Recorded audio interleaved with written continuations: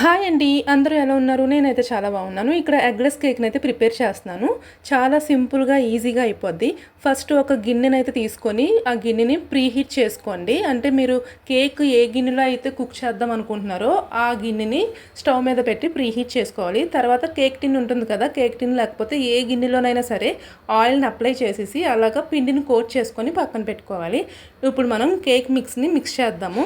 ఒక గిన్నె తీసుకొని ఒక జల్లెడ లాంటిది పెట్టుకొని ఒక కప్పు గోధుమ పిండి అయితే తీసుకున్నాను నేను. మీరు మైదా ఉంటే మైదా తీసుకోవచ్చు. 1/2 spoon baking powder, half baking soda వేసుకొని బాగా జల్లించేసుకోవాలన్నమాట. మొత్తం అలా జల్లించుకున్నప్పుడు ఏంటి అంటే చాలా ఫ్లఫీగా వస్తుంది కేకు, మొత్తం మిక్స్ అవుతుంది అనమాట. చాలా బాగుంటుంది. మన ఛానల్లోనే విత్ ఎగ్స్తో కూడా కేక్ని అయితే ప్రిపేర్ చేశానండి. అది కూడా ఒకసారి చూసేసేయండి మన ప్రొఫైల్కి వెళ్ళి. మొత్తం అలా మిక్స్ అయ్యాక ఒక మిక్సీ జార్ని అయితే తీసుకోవాలి. మనం గోధుమ పిండి ఏ కప్తో అయితే తీసుకుంటున్నామో సేమ్ అదే కప్పుతోనే అన్నీ తీసుకోవాలన్నమాట. 1/2 కప్కి కొంచెం ఎక్స్ట్రాగా పెరుగు తీసుకోండి. మీరు ఎగ్తో చేసుకోవాలి అనుకుంటే పెరుగు ప్లేస్లోని 2 ఎగ్స్ అయితే వేసేసుకోవచ్చు.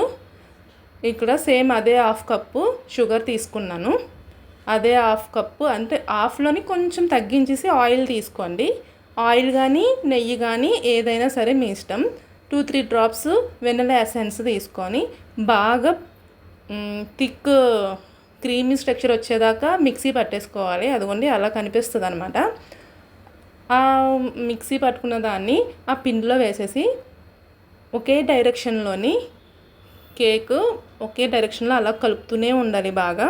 మీకు కొంచెం పిండి గట్టిగా అయినట్టుగా ఏదైనా అనిపిస్తే పాలు యాడ్ చేసుకోండి, ప్రాబ్లం ఏం లేదు, చాలా బాగా వస్తుంది. పాలు యాడ్ చేసుకొని అదిగోండి మన పిండి కన్సిస్టెన్సీ అలా లూజ్ ఉండాలన్నమాట.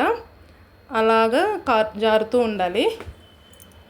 ఇప్పుడు మనం కేక్ టిన్ అది ఆల్రెడీ ముందే ప్రిపేర్ చేసేసుకున్నాం కదా, ఆ ప్రిపేర్ చేసుకున్న కేక్ టిన్లోని ఈ మిశ్రమాన్ని మొత్తాన్ని అందులోకి ట్రాన్స్ఫర్ చేసేసేయాలి.